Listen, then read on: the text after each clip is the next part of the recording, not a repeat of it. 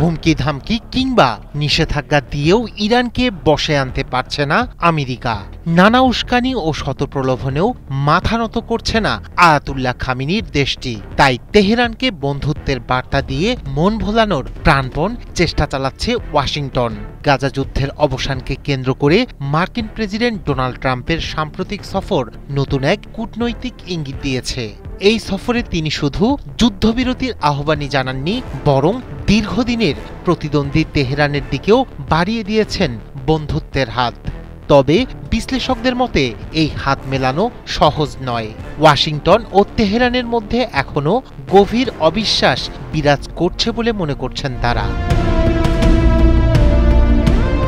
স্থানীয় সময় সোমবার ইসরায়েলের পার্লামেন্ট নেসেটে ভাষণ দেন মার্কিন প্রেসিডেন্ট ডোনাল্ড ট্রাম্প।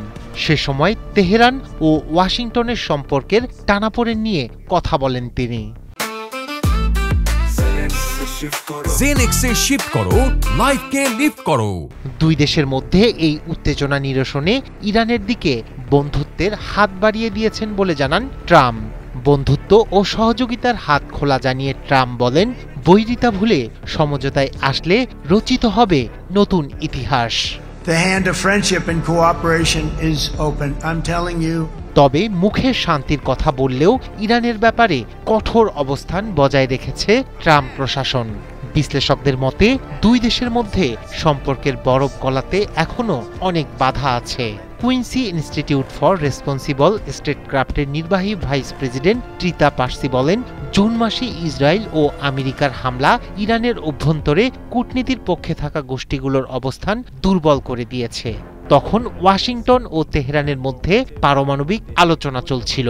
তার মতে কূটনীতির নাটক সাজিয়ে ইরানকে নিরাপত্তা ঝুঁকিতে ফেলে দিচ্ছেন চতুর ট্রাম্প।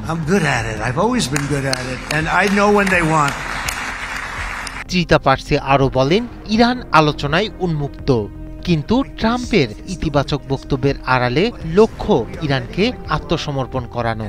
যতদিন তিনি শূন্য সমৃদ্ধকরণের দাবি ধরে রাখবেন ততদিন কোনো চুক্তি সম্ভব নয় বলেও জানান ট্রিতা পার্সি।